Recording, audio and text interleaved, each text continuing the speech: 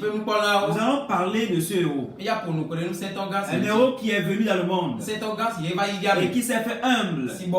Parce qu'aujourd'hui, les héros que nous connaissons sont des personnes qui font des choses, des miracles. Alors, le cri de l'humanité aujourd'hui est que nous souffrons. Nous traversons des moments difficiles. Donc, chaque personne aujourd'hui, quand tu lui demandes est-ce que tu as besoin d'aide, dit oui, j'ai besoin d'aide. Nous traversons des soupirs. Romains chapitre 8, verset 22. Or, nous savons qu'à ce jour, la création tout entière soupire et souffre des douleurs, des douleurs d'enfantement. Nous traversons tous des moments difficiles. Il y a par ici la mort. Il y a les maladies. Et tout le monde en fait partie. Les héros de l'humanité apportent parfois des changements politiques, des changements scientifiques et militaires. Mais aucun ne peut résoudre le vrai problème.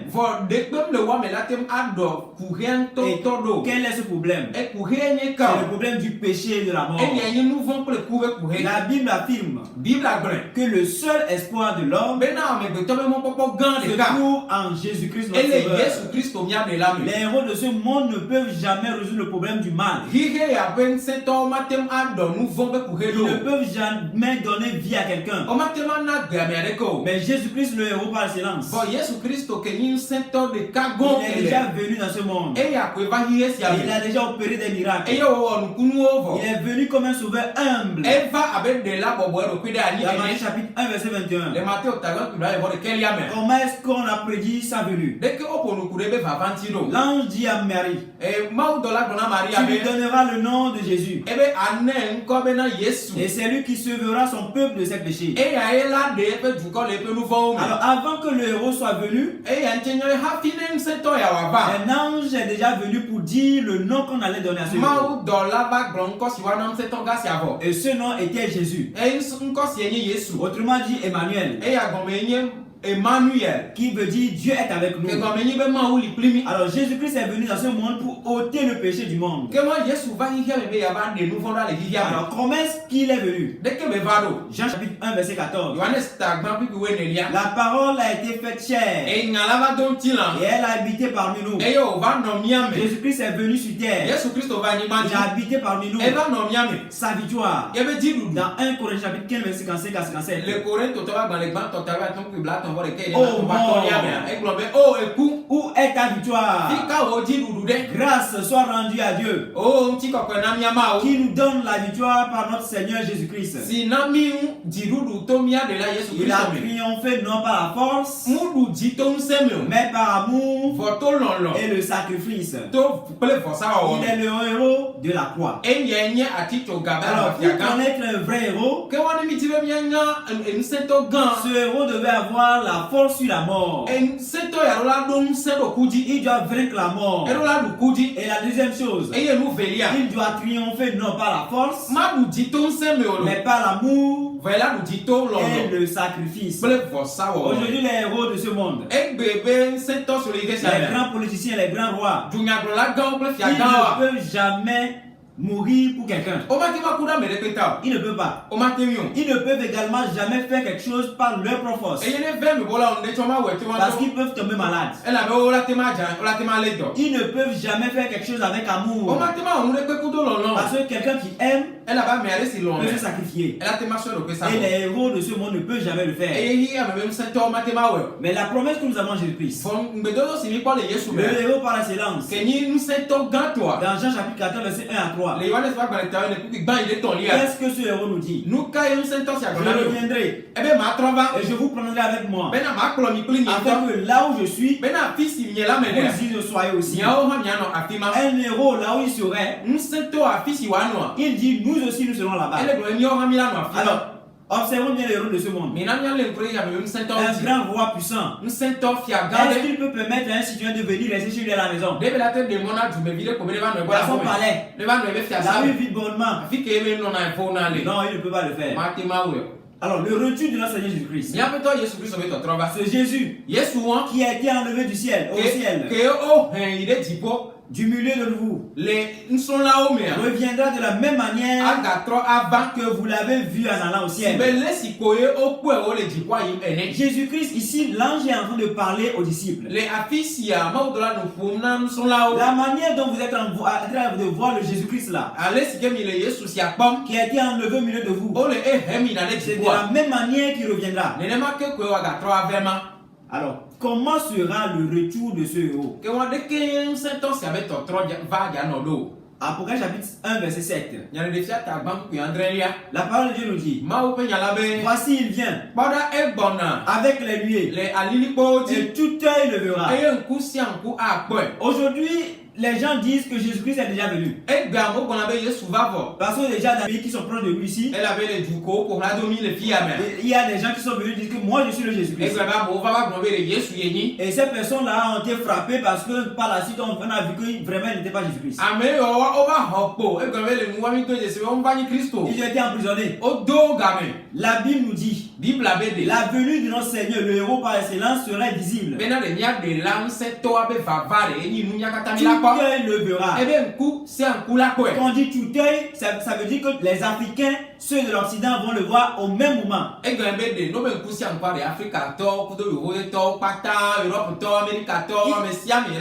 va pas venir au Togo et être invisible à ceux de l'Europe.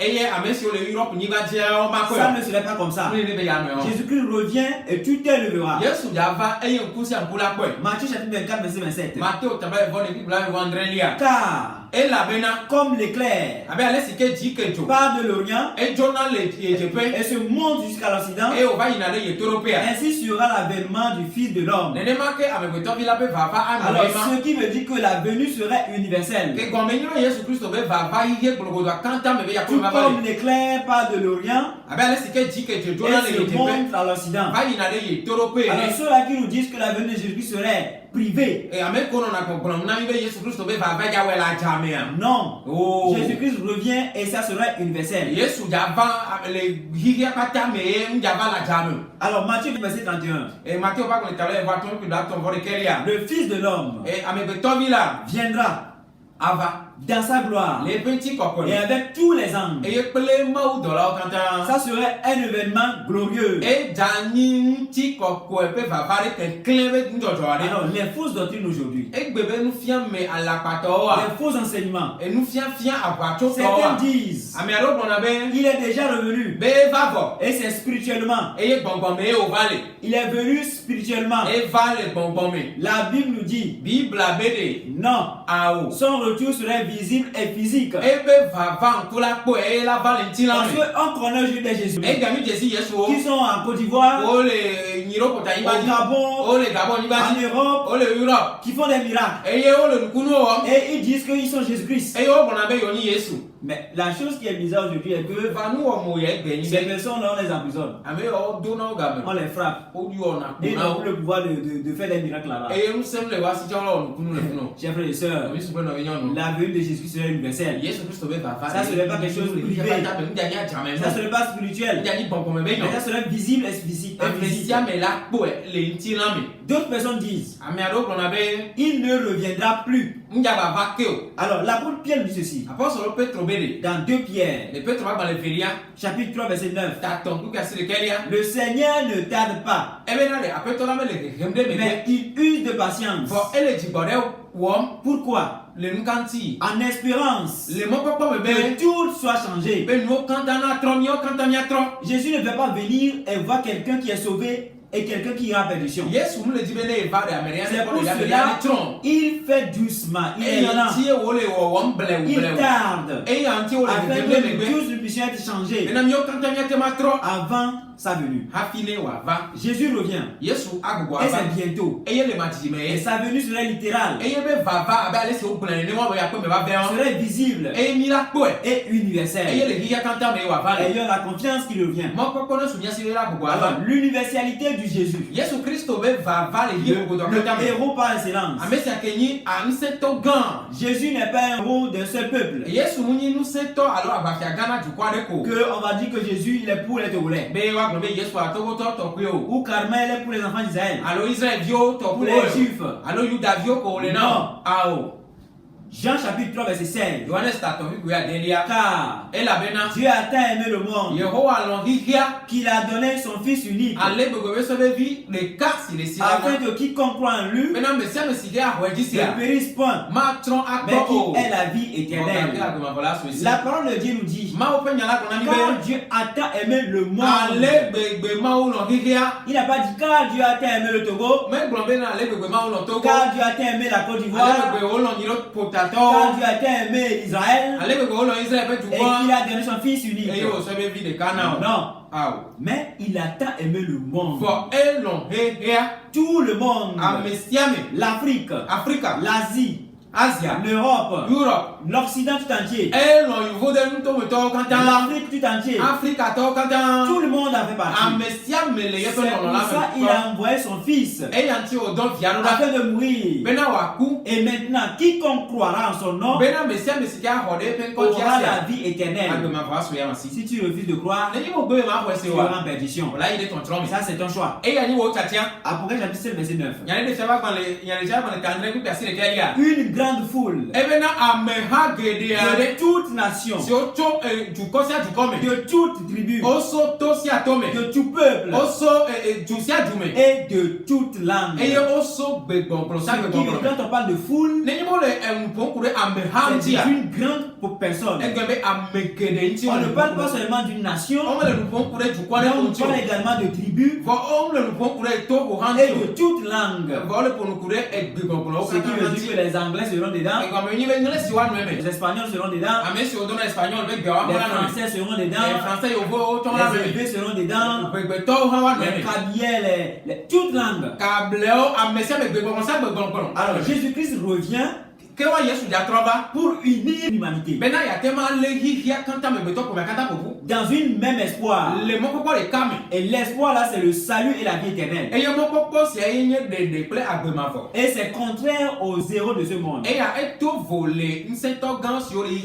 zéros viennent juste pour afficher leur pouvoir, pour donner une visibilité à leur faisabilité. Mais Jésus-Christ est venu pour toute l'humanité. Il offre une victoire éternelle et non passagère. Nous avons connu des héros dans des films. Des Spider-Man, des Schwarzenegger, des Rambo, des Commandos. Alors après leur carrière, est-ce qu'ils sont maintenant en actualité? On ne parle plus d'eux. On a connu des dessins animés Tom and Jerry. Ça fait rire. Leur actualité est déjà passée. Chers frères et sœurs, nous avons connu des grands rois, des empereurs, Constantin le Grand. Nous avons connu des héros comme Nebuchadnezzar. Mais ils sont tous passés. Et leur héroïsme était passager. Chers frères et sœurs, comment attendre le vrai héros? si Jésus revient, quelle serait notre condition? Comment allons-nous faire pour attendre sa venue? Parce qu'il y a une église qui dit Maranatha, Jésus revient bientôt. Il y a des gens qui ne croient plus à sa venue. Alors que nous qui croyons maintenant, comment allons-nous faire? Matthieu 24, verset 42. Veillez donc, puisque vous ne savez pas quel jour votre sauveur viendra. Vivrez dans la sainteté. Bien-aimés dans le Seigneur, chers internautes, la seule chose à faire pour attendre sa venue, c'est de veiller et d'être prêt. En faisant quoi? En priant, en étant dans une condition de sainteté. 1 Jean chapitre 3 verset 3. Quiconque a cette espérance en lui se purifie comme lui-même est pur. Chers frères et sœurs, nous devions être des hommes purs, vivant de purification en purification. Matthieu 28 verset 19 à 20. Allez, et faites de toutes les nations des disciples. Alors la première des choses à faire, c'est de veiller. La deuxième chose, c'est de vivre une vie de sainteté. Et la troisième chose, c'est de témoigner de ce héros. Ce sont des choses à faire pour attendre son avènement. Chers frères, chers internautes, l'homme a toujours chercher des héros pour le sauver. Parce qu'aujourd'hui nous connaissons des pasteurs qui font des miracles et nous ne connaissons pas leur source. Mais chaque fois que les femmes attendent qu'il y a le pasteur là qui appelle à une délivrance, ils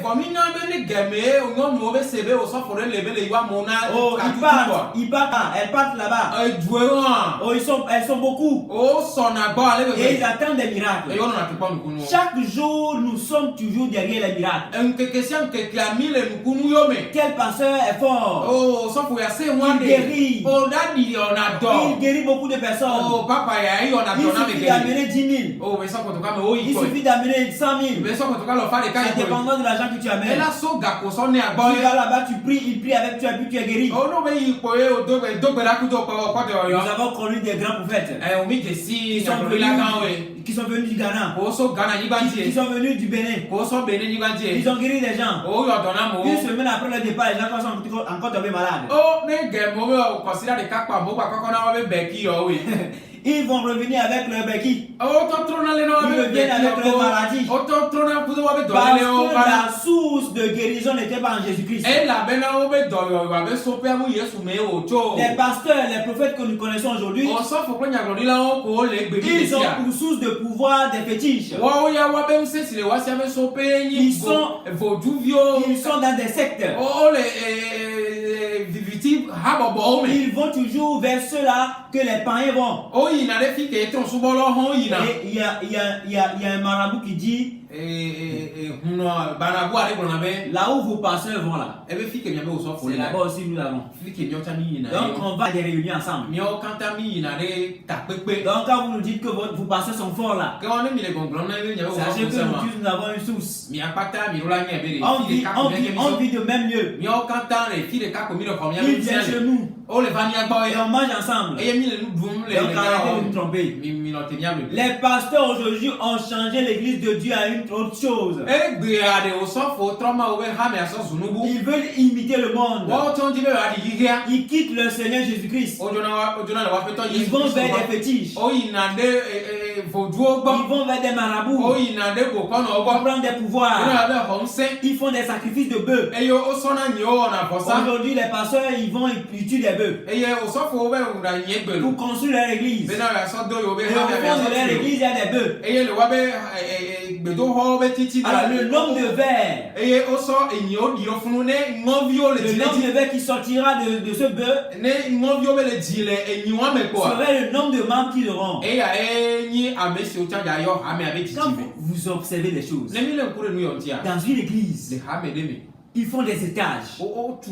Il y a plein de personnes, plein de voitures, il y a plein de motos. Vous ne vous posez pas la question. Où est son pouvoir? Il puise ses pouvoirs d'où?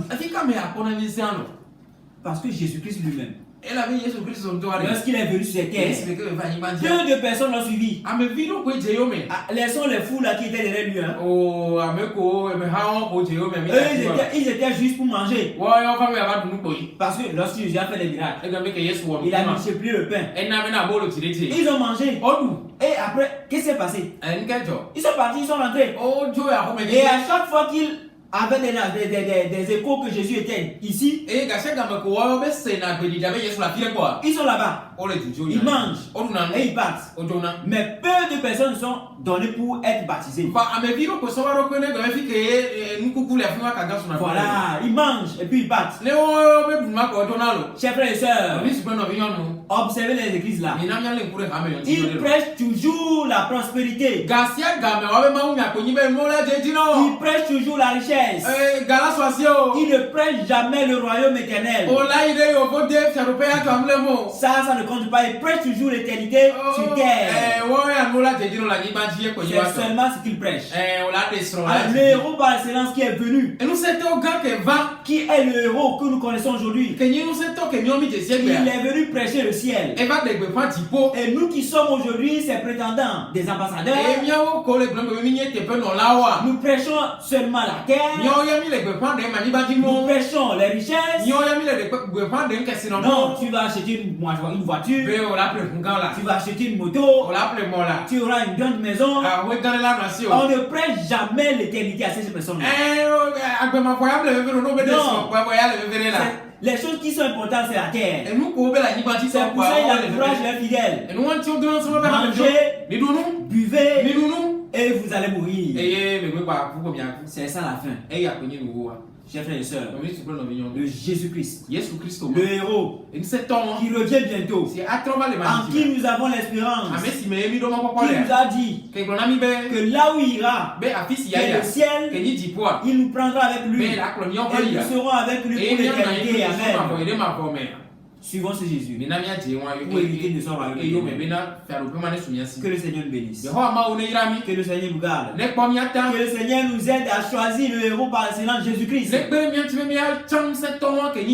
pour avoir la vie éternelle. Que le Seigneur nous bénisse. Amen. Nous allons prier. Éternel notre Père, notre Dieu, nous voulons te dire merci pour le héros par excellence, Jésus-Christ, que tu nous as donné.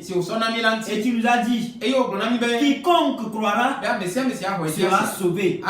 Alors permets aujourd'hui que nous qui écoutons ce message, nous puissions nous donner pour hériter de ce royaume, pour hériter de la vie éternelle. Au Père éternel, ces internautes qui ont choisi Jésus aujourd'hui pour leur Seigneur et Sauveur, nous te prions, Seigneur, de sceller leur alliance, de les bénir, de les sortir de leurs difficultés, parce que tu nous as dit, ce héros par excellence, nous avons l'espérance en lui, que ses promesses soient effectives dans notre vie. Au nom de Jésus, nous avons prié. Amen. Pour des questions, vous pouvez nous appeler sur plus 228 98 63 59 92. Que le Seigneur bénisse. Amen.